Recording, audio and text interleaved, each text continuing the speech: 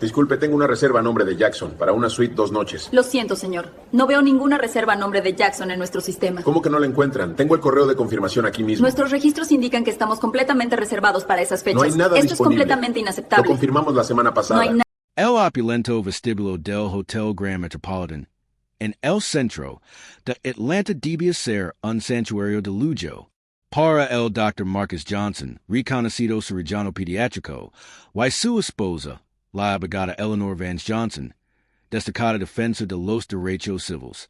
Se convirtió en el escenario de una humillante exhibición de prejuicios sistémicos.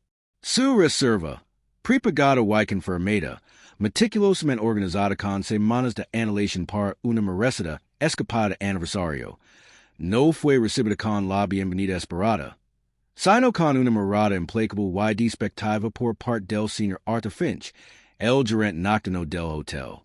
Finch, un hombre cuya trayectoria en el Grand Metropolitan se vio empanada por no menos de once quejas documentadas sobre comportamiento discriminatorio y conducta poco profesional.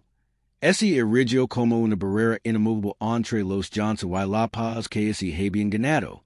Once quejas, once, un historial impactante que, según documentos internos de recursos humanos posteriormente generados, detalaba un claro patrón de parcialidad, especialmente contra speeds de color.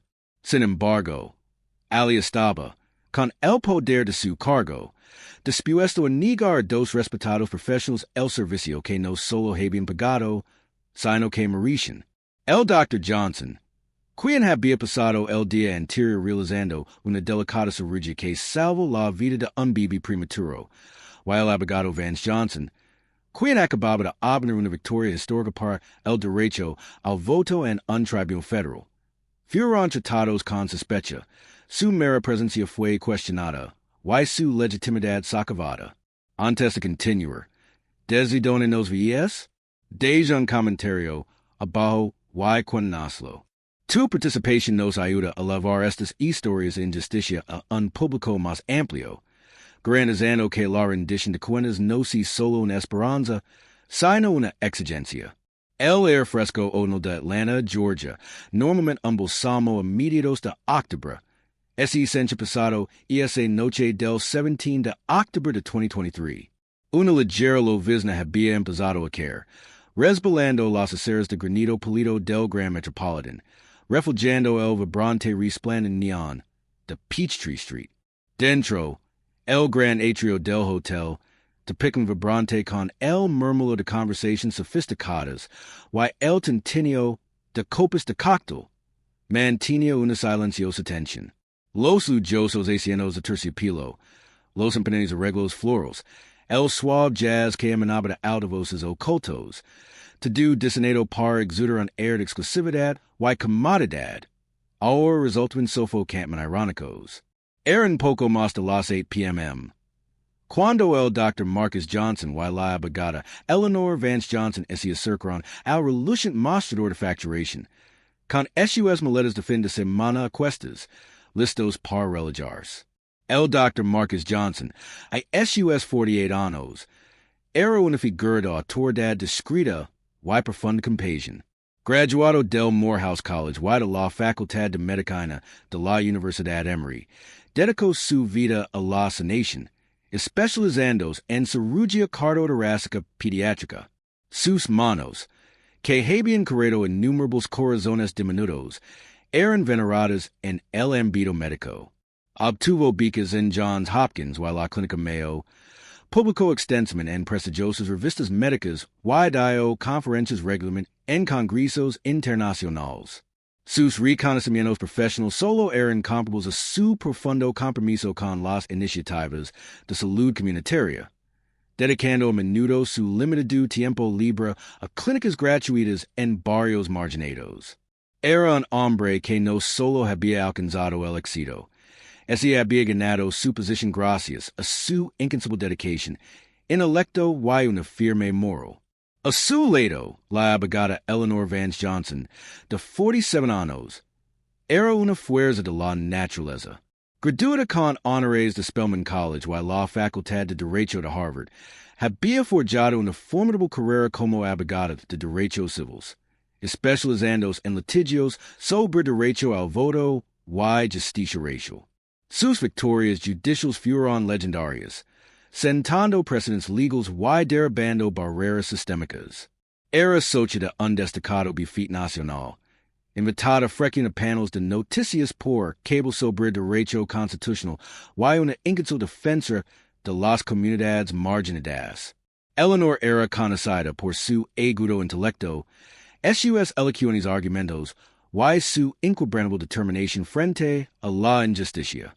Juntos, representaban la cima del logro profesional y la responsabilidad cívica, una pareja cuyas vidas se definirán por el servicio, la excelencia y la integridad. Sin embargo, frente al señor Arthur Finch, el gerente nocturno, ninguno de sus logros parecía importar. Finch, un hombre de unos 50 años con un comportamiento siempre indifferente, tenía una historia que pintaba un panorama inquietante. Los registros de sus internos, posteriormente citados, revelaron un patrón de comportamiento que debería haber alertado años antes. En junio de 2019, un diplomático nigeriano presentó una denuncia alegando que Finch había cuestionado abiertamente la validez de su pasaporte diplomático durante el registro, haciendo comentarios velados sobre los extranjeros y su papeleo. Finalmente, el diplomático recibió su habitación, pero solo después de una larga y humillante demora. En marzo de 2021, una familia latina que intentaba registrarse en un bloque de habitaciones para una fiesta de 15 años denunció que Finch les había asignado habitaciones en una planta baja, lejos del resto del grupo, a pesar que sus reservas confirmadas especificaban habitaciones contiguas en una planta superior. Supuestamente, alegó preocupaciones por el ruido sin ninguna prueba, lo que los obligó a aceptar la habitación inferior.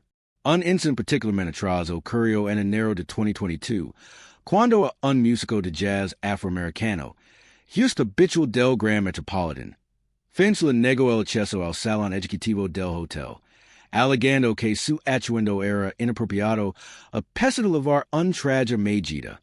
Un justo blanco vestido de forma informal lo permitió pese momentos después. Finch recibió una advertencia verbal por este incidente, pero ninguna medida disciplinaria que afecte realmente su empleo. El patrón era claro. Una serie constante de microagresiones, destin y trato abiertamente discriminatorio, dirigido principalmente contra huéspedes de color. Esta historia, oculta durante años, estaba a punto de salir a la luz pública. La reserva estaba a nombre de Johnson Marcus. El Dr. Johnson, con una sonrisa cortés, presentó su licencia de conducir y el correo electrónico de confirmación en su teléfono. El correo indicaba claramente una suite king, prepagada por 2 noches. El sistema del Grand Metropolitan mostraba lo mismo. Pero el señor Finch apenas miró la pantalla. Miró por encima de sus gafas, su mirada fija en el Dr. Johnson, luego en Eleanor, con un air de sospecha calculada. Su voz, seca y corriente hospitalidad, atravesó el silencio del vestíbulo. No vio ninguna reserva válida para usted, señor. El Dr. Johnson parpadeó, con un destello de confusión en su rostro. Disculpe, tengo la confirmación aquí mismo. Es para una suite king, a nombre de Marcus Johnson, pagada en su totalidad. Courtsman, acercó su teléfono al mostrador Polito, mostrando los detalles de la reserva. Número de confirmación GMH ATL 2023-1017JS. Total pagado, $980.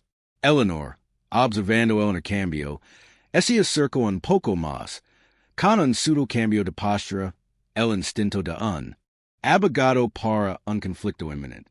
Cualquiera puede falsificar ese correo electrónico, señor, replicó Finch con tono monotono y destinoso, sin siquiera intentar verificar la información.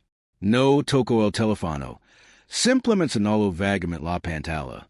Nuestro sistema no muestra ninguna reserva. quizás commission error, o reservo a través de un sitio web externo que no la preciso correctamente. Fue una distracción deliberada. La reserva fue directa, a través de la página web del hotel. La información estaba fácilmente disponible. El Dr. Johnson, manteniendo la compostura, respondió, Señor Finch, reserve directamente a través de su sitio web hace 2 meses. El pago es realizado de inmediato. Tengo el extracto bancario si lo necesita. Saco su billetera. Listo para proporcionar más pruebas. Eleanor, con voz tranquila pero firme. Anadio. Mi esposo ha proporcionado su identificación y una confirmación clara. Y es un procedimiento estándar. Si hay alguna discrepancia, podría buscarlo por el número de confirmación o incluso por nuestros nombres. Finch S.E. Burlow, con un sonido de desprecio apenas audible. Yo lo he comprobado. No hay nada. Why no voy a pasarme toda la noche buscando reservas fantasma. De todas formas, y estamos completos. Su mirada, fría y inmóvil, parecía desafiarlos a que lo desafiaran en más. El vestíbulo, que momentos antes parecía silencioso, ahora parecía amplificar la tensión. Una joven pareja, registrándose en un mostrador conigua, hizo una pausa en su conversación, lanzando miradas furtivas. Un botón que empujaba un corredor de equipaje menor el paso, con la mirada fija, en la esquina que se desrolaba. Se debería capacitar al personal del hotel para verificar las credenciales de manera exhaustiva y sin prejuicios, o la corazonada de un gerente es motivo suficiente para recazar una solicitud, especialmente cuando se presentan pruebas. La confrontación se intensificó rápidamente. Señor Finch, comenzó Eleanor, con voz cada vez más firme. Esto es inaceptable. Tenemos una reserva confirmada y pagada. Nos niega el servicio sin ninguna razón legítima. ¿Cuál es exactamente el problema? Finch se inclinó ligeramente hacia delante, bajando la voz hasta convertirse en un murmullo bajo y condescendiente. El problema, señora, es que no reconozco esta reserva. Why? Francamente, no reconozco ninguna de las dos. Este hotel tiene cierta clientela. La insinuación flotaba en el aire, tachida pero totalmente clara. Era una acusación apenas velada, una descalificación baida en su apariencia, no en los hechos. El Dr. Johnson, con la paciencia agitada, levantó su credencial médica. Soy el Dr. Marcus Johnson. Ella es mi esposa, la abogada Eleanor Vance Johnson. Estamos aquí para celebrar nuestro aniversario. Tenemos una reserva. ¿Qué más necesita? Finch simplemente hizo un gesto de desdén con la mano. Cualquiera puede falsificar eso. Cualquiera puede imprimir una credencial, a menos que presente una reserva que aparezca en nuestro sistema. No puedo registrarlo. Aparto la mirada, ocupado con un montón de papeles, dando por terminada la conversación. Se negó incluso a volver a introducir el número de confirmación. Se negó a llamar al servicio de asistencia de la empresa. Se negó a agotar cualquier vía razonable para resolver el problema. Los Johnson estaban siendo obstruidos, avergonzados públicamente. Eleanor, con la mandíbula apretada, sacó su teléfono y comenzó a grabar. Señor Finch, estoy grabando esta interacción. Nos está negando el servicio basándose en lo que parecen ser motivos discriminatorios. Hemos presentado toda la documentación necesaria, incluyendo una identificación válida y un comprobante de pago. Exigimos hablar con su supervisor de inmediato.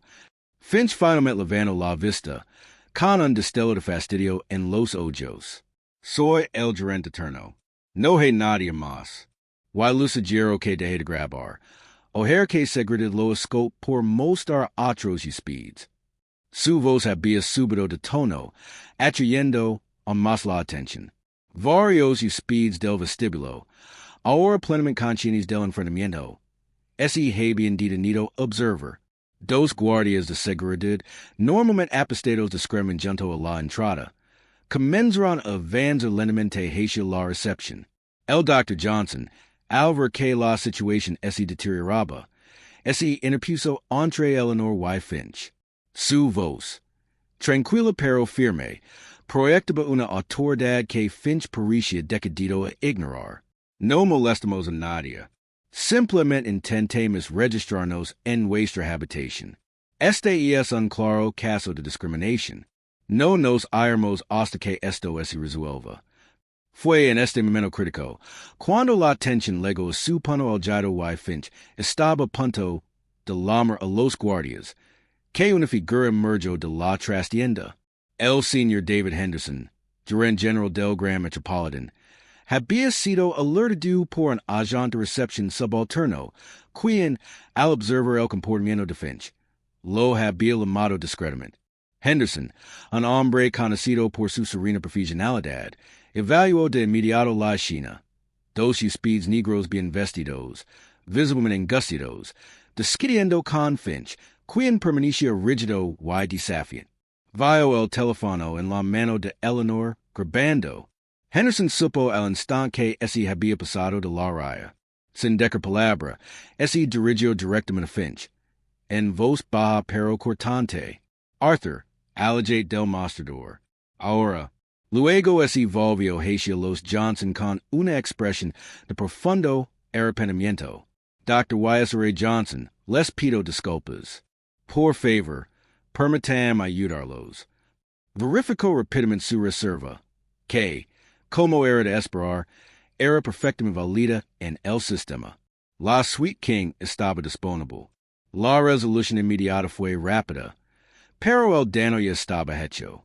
En cuestión de minutos, el señor Henderson acompañó personalmente al Dr. Y.S.R. Johnson a su Suite King, disculpándose efusivamente por el comportamiento atrás del señor Finch. Les ofreció un ascenso de categoría gratuito a la suite presidencial, un reembolso completo de su estancia y un cupón para un futuro fin de semana gratuito. Los Johnson, aunque agradecieron la intervención de Henderson, estaban conmocionados por la humillación. Aceptaron los gestos, pero el sabor de su celebración de aniversario se había agriado irremediablemente. Pasaron una noche sin dormir, con el repitiéndose en sus mentes. El dolor de las palabras de Finch negándose a desaparecer. El personal del hotel involucrado en actos claros de discriminación, especialmente aquellos con antecedentes documentados, debería ser despedido automáticamente sin indemnización. ¿O debería haber un proceso disciplinario más indulgente? El video que Eleanor había grabado, de apenas 2 minutos y 47 segundos, fue subido a su cuenta privada de redes sociales esa misma noche, acompañado de un foto conciso y objetivo que describía la negativa del servicio. Por la mañana, ya lo había compartido su extensa red de colegas en derecho y derechos civiles, y luego lo retomaron los medios locales. En 24 horas, ese había vuelto viral, acumulando más de 10 millones de visualizaciones en diversas plataformas. Las etiquetas hashtag Grand Metropolitan Racism y hashtag Justice for Johnson's fueron tendencia nacional. El apoyo de famosos, los llamados al boicot y una avalancha de críticas negativas contra el Grand Metropolitan inundan Internet. El video, crudo y sin editar, capturó el tono despectivo de Finch. Su negativo verificar la reserva y sus comentarios discriminatorios apenas validos. Era una prueba irrefutable. La respuesta institucional de Omni Hospitality Group, la empresa matriz del Grand Metropolitan, fue inicialmente lenta y luego frenética. El precio de sus acciones cayó un 3% en las primeras 48 horas. Los equipos de relaciones públicas trabajaron sin descanso, emitiendo disculpas cuidadosamente redactadas que, en un principio, resultaron vacías para el público. Sin embargo, la continua indignación obligó a actuar con mayor decisión. En menos de 72 horas, Omni Hospitality Group anunció una investigación interna, permitiendo total transparencia, y rendition de cuentas. Mientras tanto, la abogada Vance Johnson, aprovechando su experiencia legal, no perdió tiempo. Representados por una coalición de abogados de derechos civiles de su propio bufete y organizaciones aliadas, el Dr. Y. Lazare Johnson presentaron una demanda civil íntegral contra el señor Arthur Finch y Omni Hospitality Group. La demanda alegaba discriminación racial, infligir intencionalmente angustia emocional y violación de las leyes de alojamiento público, específicamente el título 2 de la Ley de Derechos Civiles de 1964. Solicitaba no solo una indemnización por la angustia emocional y el daño a la reputación, sino también una indemnización punitiva significativa para disuadir conductas similares en el futuro. Los documentos judiciales detallan el extenso historial de quejas de Finch, presentando una imagen incriminatoria de un gerente cuyas prácticas discriminatorias habían sido toleradas durante demasiado tiempo. La aprisionamiento, las semanas se convirtieron en meses de intensas maniobras legales, escrutinio público y agitación interna corporativa. Omni Hospitality Group, and una posible catastrophe de relaciones públicas que amenazaba toda su marca, finalmente buscó la mediación. En un acuerdo histórico alcanzado el 15 de enero de 2024, Omni Hospitality Group acordó pagar al Dr. Marcus Johnson y a la abogada Eleanor Vance Johnson la asombrosa suma de $5 million.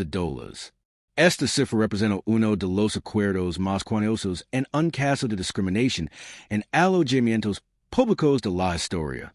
Un testimonio de la transnaturaleza del incidente y de la inconcebible búsqueda de justicia de los Johnson. El despido del señor Arthur Finch fue inmediato y inequívoco.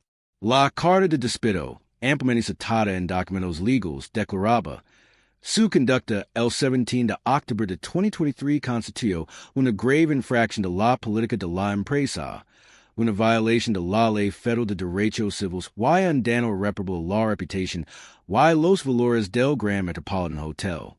Su historial disciplinario, que incluye múltiples denuncias por discriminación, demuestra un patrón de conducta totalmente incompatible con los estándares esperados de un empleado de Omni Hospitality Group. Con efecto inmediato, ese lo despide con causa justificada. Además, Omni Hospitality Group tomó la medida sin precedentes de denunciar la conducta de Finch a las asociaciones del sector, lo que en la práctica lo impidió obtener un empleo similar en el futuro. Su carrera, cementada sobre una base de prejuicios, había terminado. Meses después del incidente, durante una conferencia de prensa para anunciar el histórico acuerdo, la abogada Eleanor Vance Johnson pronunció un testimonio contundente que resonó mucho más allá de los pasillos de mármol del juzgado. De pie junto a su esposo, con voz firme y clara, declaró, si esto me puede pesarme, una abogada con estudios en Harvard, y mi esposo, un reconocido cirujano, en el vestíbulo de un supuesto hotel de 5 estrellas. ¿Qué esperanza hay para tantas otras personas que no cuentan con nuestras plataformas, nuestros recursos y nuestros conocimientos jurídicos? Esto no fue solo una molestia. Fue un acto profundamente hiriente de prejuicio racial, un duro recordatorio de que, a pesar de nuestros logros, nuestra humanidad aún puede ser cuestionada, nuestra dignidad despojada, simplemente por el color de nuestra piel. Este acuerdo no se trata solo de una cantidad en dólares, se trata de exigir responsabilidades, de enviar un mensaje inequívoco de que la discriminación tendrá un alto precio. Se trata de afirmar que toda persona, independientemente de su origen, merece ser tratada con respeto y dignidad. Sus palabras resonaron como un grito de guerra por la justicia. Debería un solo caso bien documentado de discriminación racial por parte de un profesional de la hospitalidad, especialmente uno con un historial de quejas previo, desencadenar automáticamente una investigación federal sobre los sesgos sistémicos dentro de toda la cadena hotelera? Tras la indignación pública y el acuerdo masivo, Omni Hospitality Group inició una exhaustiva revisión interna.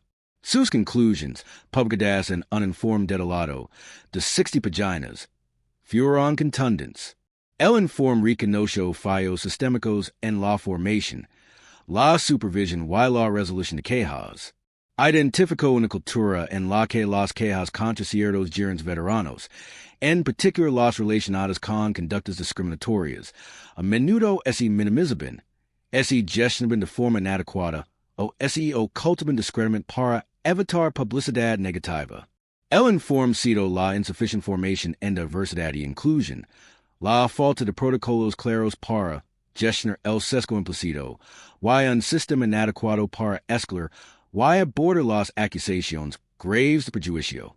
Reveló que las quejas anteriores de finches y habían desestimado como conflictos de personalidad o malentendidos, en lugar de reconocer el claro patrón de sesgo que representaban.